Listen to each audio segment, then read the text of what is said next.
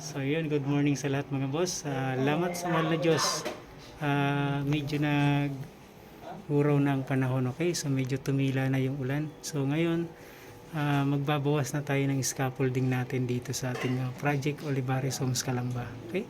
So bali may mga ititira pa rin tayong scaffolding. So babawasan lang natin para makapag semento na tayo dito sa ating project sa likod. Okay? So tara mga boss, check out natin. Let's go!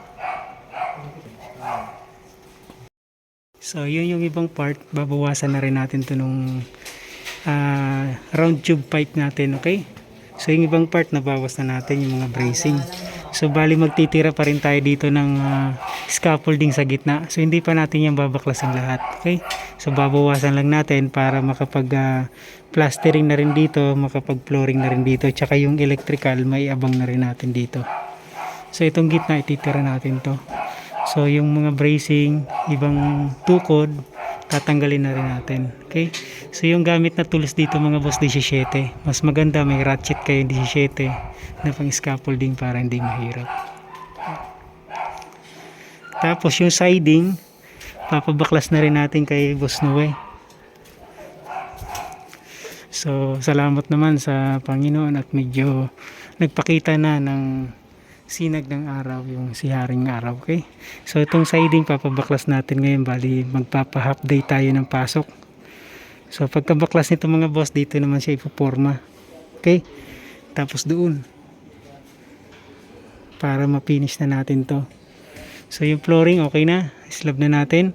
So ito pipinturahan na lang natin to, primer paint. Wala nang ano to, wala pa itong extension sa taas mga boss, okay? So yung baba lang muna. So ito mga boss, mapapansin nyo may dalawa siyang partition.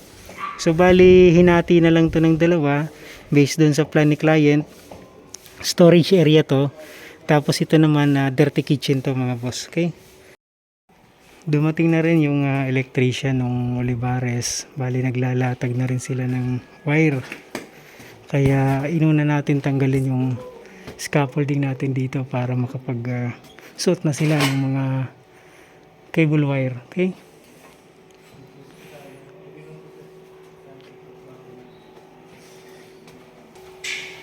So yun, may dala na silang wire mga boss. So yung iba napasukan na rin, ayun. Tapos yung iba tinitiktikan na rin, papasukan na rin ng wire, okay? So binabatakan na rin ng kawad para mas mabilis ipasok yung wire.